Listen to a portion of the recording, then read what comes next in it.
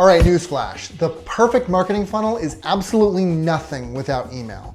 So in this video, I'm gonna take you through the perfect email marketing setup to cultivate your sales and move people down the funnel. My name is Trent Kennelly. I'm a marketing strategist, and on this channel, I talk all about the best strategies to improve your business through marketing and sales.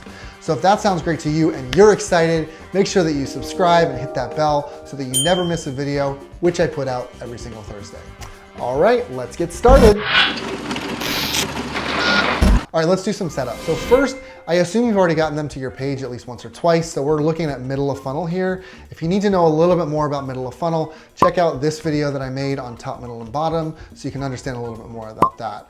In any case, we're here right now because people are interested in taking the next step, which means giving you their email in exchange for something. So we're gonna use the example of an ebook setup right now. So they give you their email, they get an ebook. And the reason we're gonna do that is because sign up for our newsletter could work, I guess, but it's really just not as effective as it used to be. People are onto that game. So it's really currently the best way to get subs. And then the last thing I wanna say is we're gonna use Activecampaign for the setup, but you can use anything that you want as long as it has automations that you can use for this.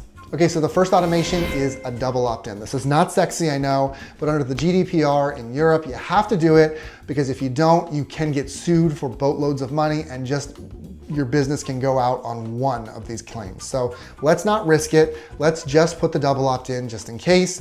And we're gonna make it universal because we don't always know where people are, so let's just play it completely safe.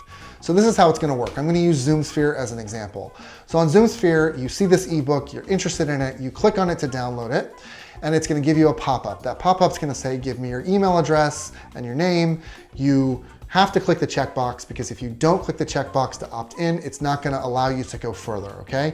Then you click the button to continue, and in the background, you're now added to a list called subscribers unconfirmed. That's what I'm gonna call it just because these are people who are allegedly subscribers, but they haven't confirmed the description, they haven't double opted in, okay? And so at this point, they are added to that list, subscribers unconfirmed. They're also added to an automation that is automatically started once somebody goes into subscribers unconfirmed. And so that automation, it sends them an email basically, and this is pretty much all it does, where it says, hey, if you want the ebook, you have to click on this button to go back to our site. It clicks on the button, they go back to the site, they download the ebook. Happy day for them. What happens in the background is when they do that, they get unsubscribed from subscribers unconfirmed, and they get subscribed to subscribers confirmed, okay? And in subscribers confirmed, these are now your list of core people who have already confirmed, and you can start marketing to them, all right? If they didn't, after 2 days, unsubscribe them completely from every list and delete them because there's no point in keeping that person on your list. It's just gonna cost you money. All right, so much sexier is your primary automation, and this is where you're pitching people, okay? So the idea here is that you're starting with content and you're gradually moving towards sales. So your first 2 emails are gonna be very content heavy, your third a little more salesy, by the 4th and the 5th, you're pushing the sale, okay? So what you're doing here is you're first sending an email every 48 hours, and then after each email, you're waiting 48 hours, and then you're looking to see, did they buy? Did they open? Did they not open? If they bought, you take them out of the automation because you don't want to keep selling to somebody who's already bought. That's annoying and it's a little bit scummy. If they opened at least one of the first 2 emails, they're now deemed an opener, and you put them down an opener path for 3, 4, and 5.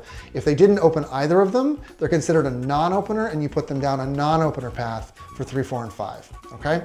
So the opener path is all about now pushing them towards the sale. So you wanna gradually push them harder and harder towards the sale to see if you can get something more out of them, okay? And so you're looking at more calls to action in the emails, more benefits, not features, benefits of the sale so that you can get people to make that purchase. That's the idea of the opener side. And at the bottom of the opener side, if they bought, then you put them in a list to cross-sell or upsell because you'll definitely have more products in the future to do that with. Or you're gonna put them in retargeting if they didn't buy. If they didn't open anything by the time you get to the 5th one, then it's probably time to think about putting them in a win-back or scrub automation where you say, hey, look, you wanna be into this or do you wanna just be deleted? And at the end of that, you can delete them because it's just a waste of your time anyway, okay? Hey, just let me know in the comments if there are any of these automations that you're finding particularly helpful. If you have any others that you found super, super helpful in the past, let me know, shoot a comment down there and just tell me.